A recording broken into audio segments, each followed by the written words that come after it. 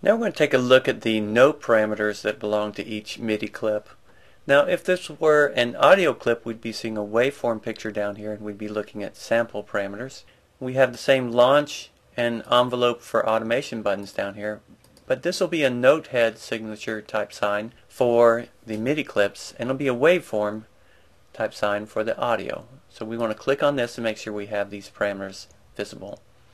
Let's start by taking a look at this first Groove 1 drum kit sound, and we can see here that we've got basic parameters we saw inside the waveforms, but then we see some new ones below that. The original beats per minute is not really relevant in terms of trying to work things out, because in MIDI they're not yet audio, they're still just instructions. But why then do we have this with the divide by 2 or cut it in half, and the multiply by 2 or speed it up twice as fast type buttons? It can be very nice just to be able to quickly change a pattern that way. Let's listen to this Metallica riff. Pulling the volume down a little bit. Now if I do it a star by 2, I'm saying play twice as fast. I'm going to half it again and put it back to where it was. Now if I press half again, it'll slow down. We actually see that some of our notes have gone off the screen here. Let's go ahead and pull this on down, and now we'll hear them all.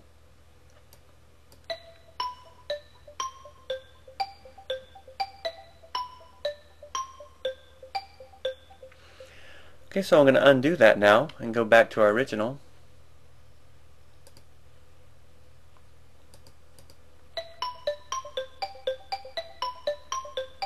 So we can have some fun with this and experiment with any of our patterns to see what they sound like twice as fast or twice as slow. And again, remember, any of these parameters we do go with the clip.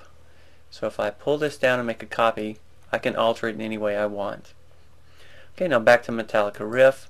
We also have some other parameters: bank, sub-bank, and program change. These are only valid if you're going to be using this with an external MIDI device such as a synthesizer or drum machine or etc.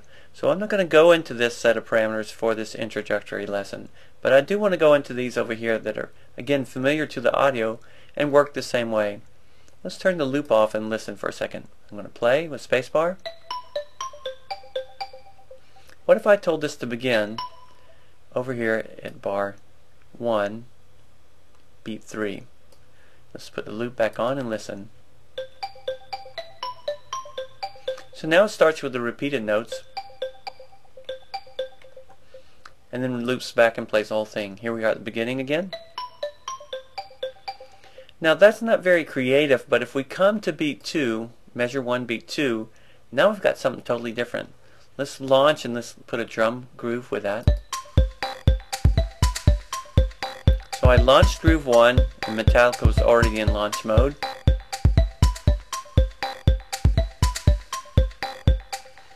Let's back up again, and I'm also going to turn on the metronome.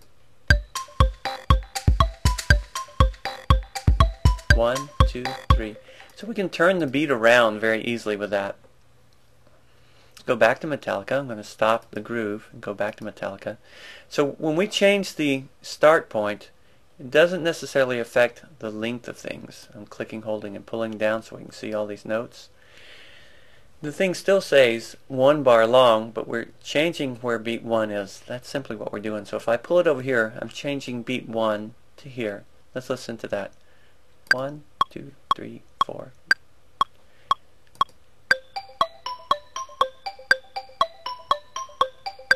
Again, it becomes a different pattern somewhat, and again we can copy this clip and use different variations of it. Now we'll go back to normal. Okay, so that's one easy way to use your start offset point. And just as we saw back with the audio clips, we can use these set buttons while it's playing back, and additionally the nudge buttons. We can also use the set buttons while it's static, so if I just want to hear playback from playing back. Now one thing to remember though, when we go back to these set buttons and the nudge buttons, they are globally overridden by the quantize. So this is set at 1 bar point, so the only place it can ever start is at the beginning. Let's come down to 8th notes, and now we can actually use these set buttons. So I click set here and it took, and let's listen. So we're fine there. It starts there at the 4th beat.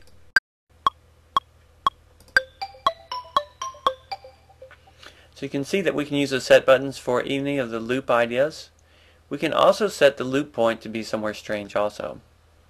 So if we set the loop point, let's pull our start point back to the beginning and pull this over to beat 2 and play.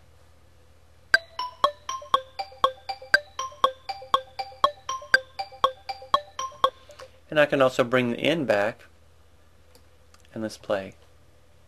Let's start the whole scene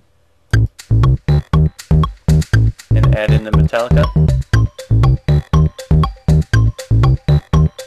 and stopping the bass.